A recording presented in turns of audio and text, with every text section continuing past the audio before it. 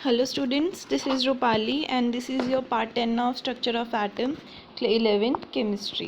ठीक है जी, आपके क्वांटम नंबर्स वाला टॉपिक चल रहा था आपका और आपके दो क्वांटम नंबर्स हो गए थे n और l.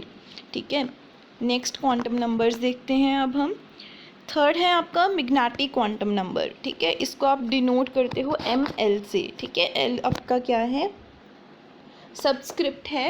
ठीक है, इसीलिए m के पैर में डाला हुआ है ml. ठीक है,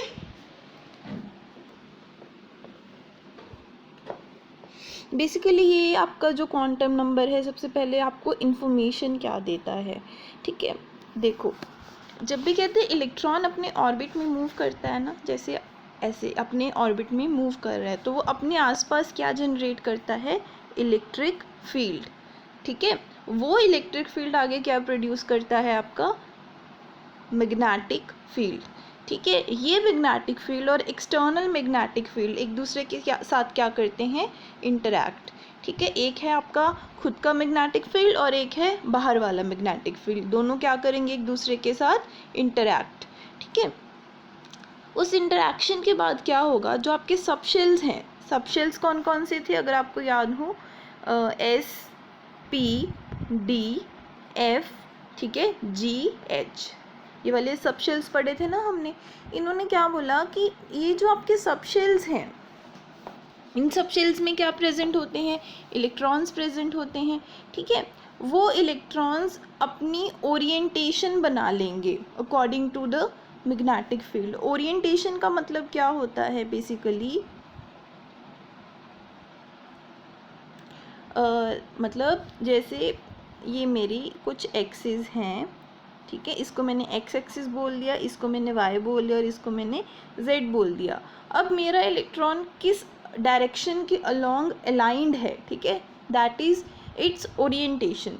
ठीक है, जैसे अगर मैं बोलूँ कि सपोज वो इस एरिया में जो मैंने सर्कल बनाया है इस एरिया में अलाइंड है, तो मैं ये भी बोल सकती हूँ कि पॉजिटिव वाई एक्सिस वाली साइड मेरा इलेक्ट्रॉन क्या है, अलाइंड है.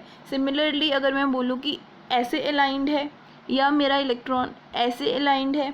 ठीक है, तो बेसिकली आपका जो मैग्नेटिक क्वांटम नंबर आपको क्या बताता है, ओरिएंटेशंस के बारे में बताता है, या आप सीधा सीधा बोल सकते हो डायरेक्शंस के बारे में बताता है कि आपका इलेक्ट्रॉन किस डायरेक्शन में प्रेजेंट है. बेसिकली उस जो गिवन स्पेस है आपकी, ठीक है, जिसको आपने शेल बोला, ठीक है, शेल के अंदर सब शेल बोला, उस सब शेल में बेसिकली आपका इलेक्ट्रॉन किस डायरेक्शन में अलाइंड है. ठीक है, वो आपको कौन बताएगा, आपका मैग्नेटिक क्वांटम नंबर. और उस रीजन को हम क्या बोलेंगे, ऑर्बिटल. क्या बोलेंगे उसको, ऑर्बिटल. ठीक है, और मैग्नेटिक क्वांटम नंबर आपको क्या एक्सप्लेन करता है, आपको याद होगा कि बोहर के लिमिटेशंस में हमने बोला था कि जीमन इफेक्ट होता है एक, जिसकी वजह से, ठीक है, आपकी जो स्पेक्ट्रल लाइंस है ना वो और भी स्प्लिट हो जाती हैं. बताया था ना मैंने आपको. ठीक है, जब आप अपने किसी इलेक्ट्रॉन सोर्स को मैग्नेटिक फील्ड के अंदर रखोगे तो वहाँ पर स्पेक्ट्रल लाइंस क्या हो जाती हैं, स्प्लिट हो जाती है, जिसको हम क्या बोलते हैं, जीमन इफेक्ट. उस इफेक्ट को भी आपके मैग्नेटिक क्वांटम नंबर ने क्या किया, बहुत अच्छे से एक्सप्लेन किया. ठीक है, बेसिकली उसके लिए आया था आपका मैग्नेटिक क्वांटम नंबर. ठीक है जी, वही मैंने आपको बताया कि ओरिएंटेशंस को ही हम बेसिकली क्या बोलते हैं, आपका ऑर्बिटल बोलते हैं. तो हम बोल सकते हैं कि आपका मैग्नेटिक क्वांटम नंबर आपको बताएगा कि एक सबशेल में कितनी ओरिएंटेशंस हो सकती हैं, कितनी डायरेक्शन में आपका इलेक्ट्रॉन अलाइन हो सकता है, मतलब कितने ऑर्बिटल्स हो सकते हैं एक सबशेल में. ठीक है जी, तो अभी देखेंगे. सबसे पहले आपको पता है कि आपको मैग्नेटिक नंबर हम m से डिनोट करते हैं. ठीक है, और किसी भी गिवन वैल्यू ऑफ l के लिए आपकी m की क्या क्या वैल्यू हो सकती है, -L to +L. एग्जाम्पल लेंगे, जैसे मैं बोलूँ कि मेरा m क्या है, 2 है, मेरा m क्या है, 2 है, तो इसकी वैल्यूज़ क्या हो सकती हैं, l, मेरा l क्या है, 2 है. ठीक है, m की वैल्यूज़ निकालनी है, वो क्या है, -L to +L, मतलब -2, -1, 0, +1, +2. ठीक है, -2 से लेके +2 तक जितनी भी वैल्यूज़ आएंगी, इंटीग्रल जितनी भी वैल्यूज़ आएंगी, वो सब आपकी क्या होंगी, m की वैल्यूज़ होंगी. क्लियर है.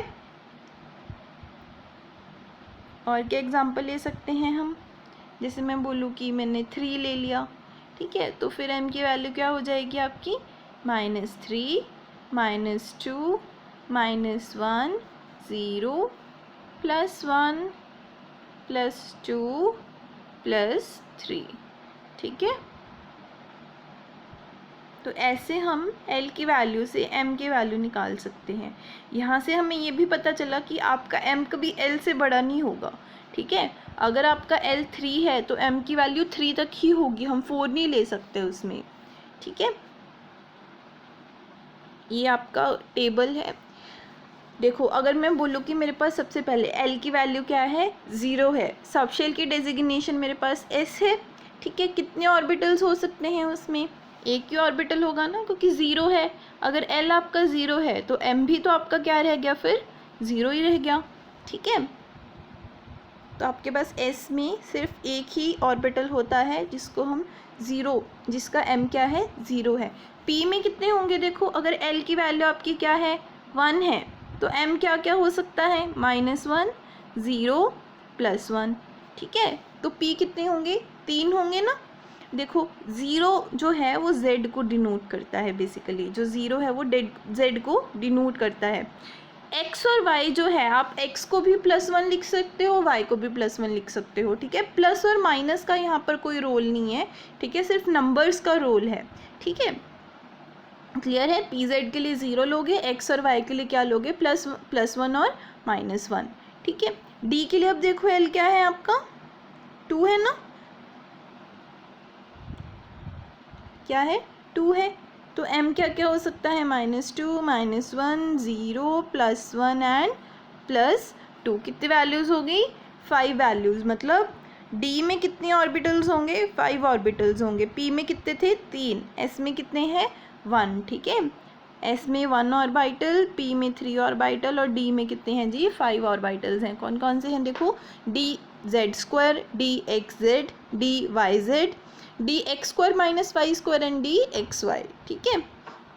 ये बेसिकली ना ओरिएंटेशन ही है कि आपका इलेक्ट्रॉन किस किस डायरेक्शन में प्रेजेंट हो सकता है, क्लियर है। बस उसको एक डेजिग्नेशन दी हुई है हमने।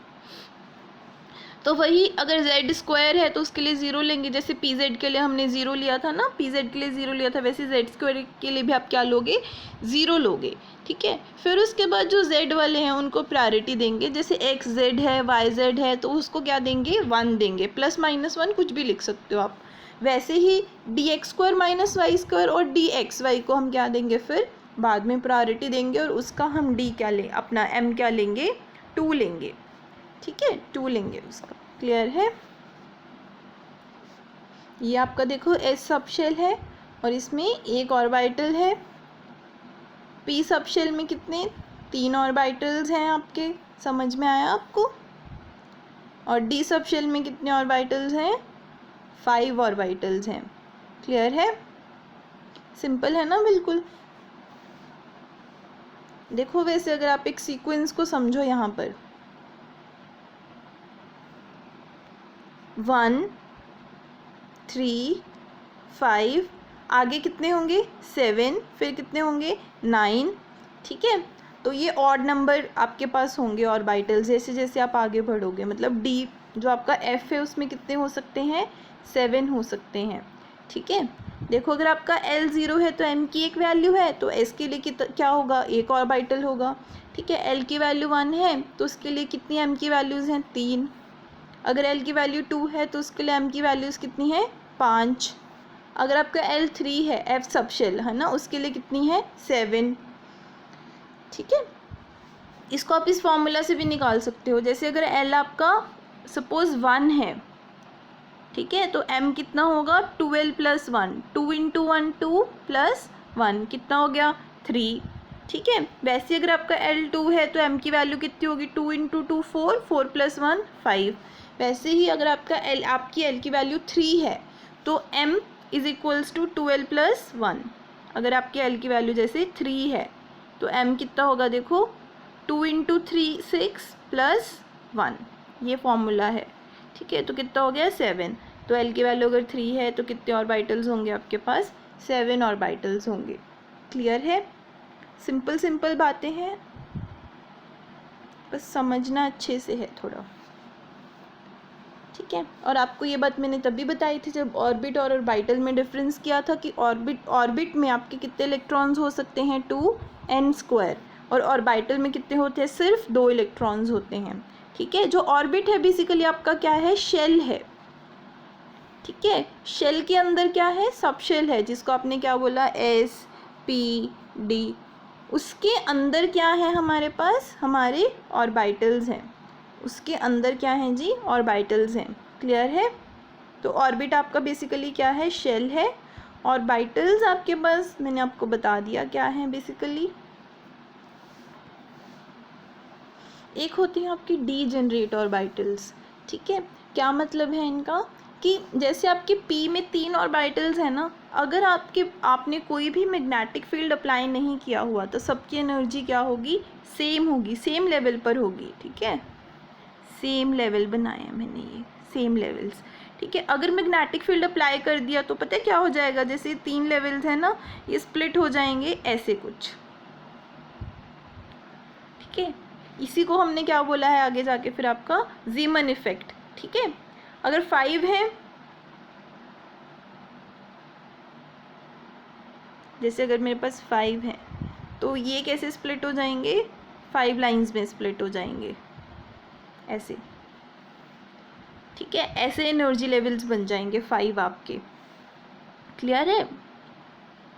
तो जब आपके orbitals, the orbitals of same subshells having equal energy, जब सेम एनर्जी के होंगे सारे ऑर्बिटल्स, ठीक है, एक सबशेल के सारे ऑर्बिटल्स जब सेम एनर्जी के होंगे उनको हम क्या बोलते हैं, डीजेनरेट ऑर्बिटल्स, क्लियर है। उनको क्या बोलते हैं, डीजेनरेट ऑर्बिटल्स, क्लियर है।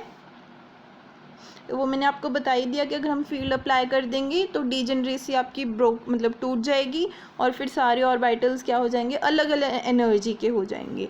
तो उसी को हम बोलते हैं कि स्पेक्ट्रल लाइंस आपके आगे स्प्लिट होती हैं, और इस इफेक्ट को हम क्या बोलते हैं, आपका जीमन इफेक्ट बोलते हैं, ठीक है।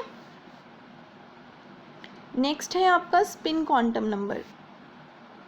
क्या है स्पिन क्वांटम नंबर, ये आपका 4th क्वांटम नंबर है, लास्ट क्वांटम नंबर और सबसे सिंपल क्वांटम नंबर है, कुछ भी नहीं है इसमें। ये बेसिकली आपको क्या बताता है कि इलेक्ट्रॉन सिर्फ न्यूक्लियस के अराउंड रिवॉल्व नहीं करता, ऐसा नहीं है कि वो सिर्फ इसके अराउंड रिवॉल्व करता है, वो अपनी एक्सिस के अलोंग भी क्या करता है, रोटेट करता है। जैसे हम अर्थ को बोलते हैं ना, सन के अराउंड भी वो रिवॉल्व करता है और अपनी एक्सिस के अलोंग भी वो क्या करता है, अर्थ को, है ना, अर्थ को बोलते हैं ना हम, अपनी एक्सिस के अलोंग भी रिवॉल्व करेगा और अपना सन के अलोंग भी क्या करता है, रिवॉल्व करता है, ठीक है। सिमिलर ही इलेक्ट्रॉन का बिहेवियर है, दोनों तरह की वो रोटेशन मोशन को शो करेगा, ठीक है। तो किस डायरेक्शन में वो स्पिन कर रहा है या किस डायरेक्शन में वो रिवॉल्व कर रहा है, वो ये नंबर आपको बताएगा, ठीक है। 2 डायरेक्शंस हैं वैसे आपके पास जब हम रिवॉल्व करते हैं, ठीक है। जैसे एक क्लॉकवाइज है, एक एंटी क्लॉकवाइज है, 2 ही डायरेक्शंस है ना हमारे पास, तो स्पिन नंबर भी आपके पास 2 ही हैं इनके बेसिस के ऊपर। इसको सबसे पहले डिनोट किससे करते हैं, एस से या एम एस से, ठीक है। तो मैंने आपको बताया कि इलेक्ट्रॉन 2 ही वे से रिवॉल्व कर सकता है, या तो क्लॉकवाइज या तो एंटी क्लॉकवाइज। अगर वो क्लॉकवाइज करता है तो उसको बोलते हैं +½ अगर वो एंटी क्लॉकवाइज करता है तो उसको क्या बोलते हैं, -½ ये आपके स्पिन क्वांटम नंबर है। या इसको कैसे लिखते हैं, ऊपर या नीचे, 2 ऑपोजिट डायरेक्शंस को शो करने के लिए, ठीक है। बहुत ही सिंपल है ये वाला आपका क्वांटम नंबर, ऐसे या ऐसे डिनोट करते हैं इसको, ठीक है। ये हमें बेसिकली आपके जो इलेक्ट्रॉन हैं उनकी मैग्नेटिक प्रॉपर्टीज़ के बारे में बताता है। क्या बताता है, देखो वो बोलता है कि जो आपका इलेक्ट्रॉन है, ठीक है, उसका कोई डेफिनेट मैग्नेटिक मोमेंट है। क्या होता है ये, कि वो एक मैग्नेट की तरह बिहेव करता है, ठीक है। हर ऑर्बिटल में कितने इलेक्ट्रॉन्स हो सकते हैं, 2 इलेक्ट्रॉन्स हो सकते हैं, ठीक है। उनकी मैग्नेटिक मूवमेंट आप इन डायरेक्शंस को ले लो, ठीक है। जैसे 2 इलेक्ट्रॉन्स हैं एक ऑर्बिटल में, दोनों इलेक्ट्रॉन्स की मैग्नेटिक मूवमेंट क्या होगी, ऑपोजिट होगी और एक दूसरे को क्या करेंगे, वो कैंसिल करेंगे, ठीक है, क्लियर है। प्रत्येक ऑर्बिटल में अगर 2 इलेक्ट्रॉन्स प्रेजेंट हैं तो उनकी मैग्नेटिक मोमेंट क्या होगी, 0 होगी।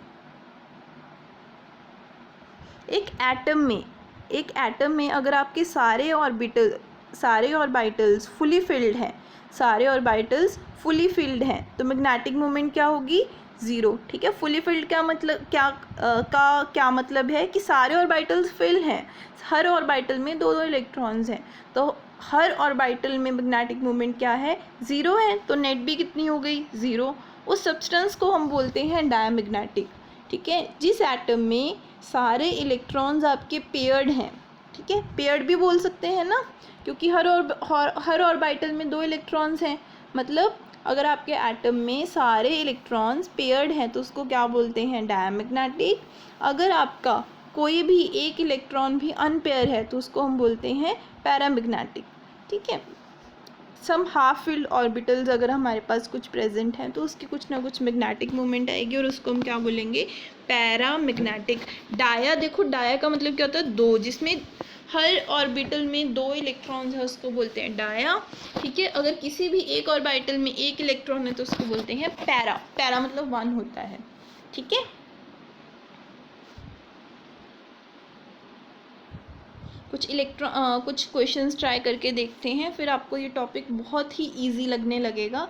देखो, आपका इलेक्ट्रॉन है 4f ऑर्बिटल में, आपको बताने हैं इसके क्वांटम नंबर्स।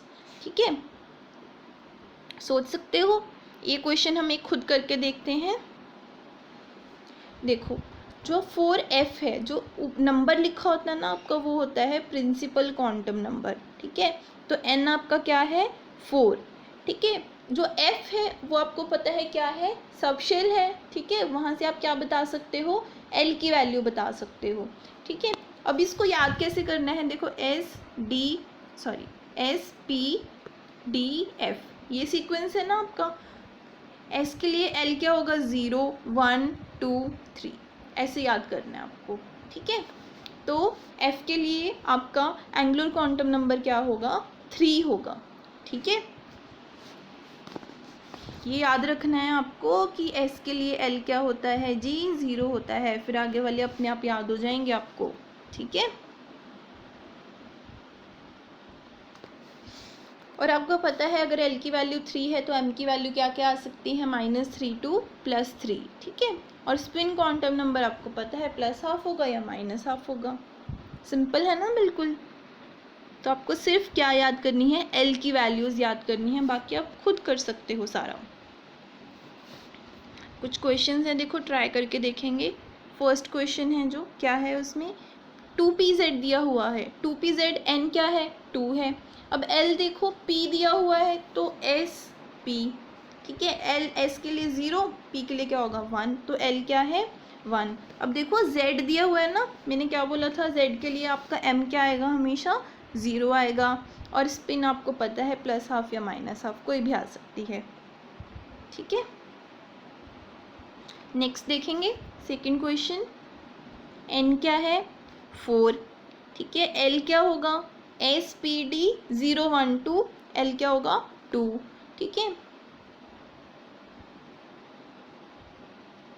L क्या होगा आपके पास 2, M क्या होगा 1। बोला था ना कि अगर XZ आ गया, ठीक है, एक Z है, ठीक है, तो उसको प्रायोरिटी देंगे +1 या -1, कुछ भी लिख सकते हो आप, +1 या -1 कुछ भी लिख सकते हो। ठीक है, और S की वैल्यू क्या आएगी, +½ और -½ ठीक है, नेक्स्ट देखो 5dz², ये भी बहुत सिंपल है। n आपका 5 है, L आपका 2 है, z² है तो m क्या होगा, 0 होगा। s आपको पता ही है। ठीक है, नेक्स्ट में क्या है, n आपका 3 है, L क्या है, dx² - y² है तो 2 आएगा, d है तो 2 आएगा, m क्या आएगा 2 आएगा। ठीक है, और s आपका क्या आएगा, +½ और -½ सिंपल है ना। अब मैं आपको कुछ सेट देती हूँ क्वांटम नंबर्स के और आपको बताना है कि ये सही है या नहीं है। देखो सबसे पहले क्या है, N आपका 2 है, L आपका 2 है, M आपका -1 है, S आपका क्या है, ½ है। जो जो समझ में आ रहा है पहले वो निकाल लो। देखो S तो मेरे को सही लग रहा है, ठीक है, M भी मेरे को सही लग रहा है क्योंकि L से छोटा ही है।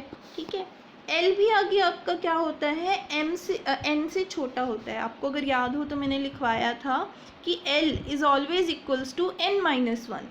ठीक है, अगर आपका एन 2 है तो एल तो आपका क्या हो सकता है, सिर्फ क्या हो सकता है, एल की वैल्यूज़ बताओ आप, 1 और 0 हो सकती हैं, 2 तो हो ही नहीं सकती। ठीक है, तो ये आपका क्वांटम नंबर का सेट क्या है जी, नॉन परमिसिबल है या नॉन परमिटेबल है। ठीक है, क्यों परमिटेड नहीं है, क्योंकि एल की वैल्यू कभी भी एन के इक्वल नहीं हो सकती। ठीक है, सेकंड देखो, एल छोटा है एन से, बिल्कुल सही है, एम की वैल्यू भी बिल्कुल सही है और एस भी मुझे बिल्कुल सही लग रहा है, तो ये सेट क्या है आपका, परमिटेड है। ठीक है, नेक्स्ट देखेंगे, एन की वैल्यू 2 है, एल की वैल्यू 1 है, एम की वैल्यू देखो क्या है, 2 है। ठीक है, अब देखो एम जो है आपका क्या होता है, -L2 + L। अगर आपका एम क्या है, -L2 + L, तो क्या क्या होनी चाहिए, -1 0 + 1। ठीक है, एम एल से बड़ा तो नहीं हो सकता ना ऑब्वियसली। ठीक है, तो आपका ये सेट भी क्या है जी,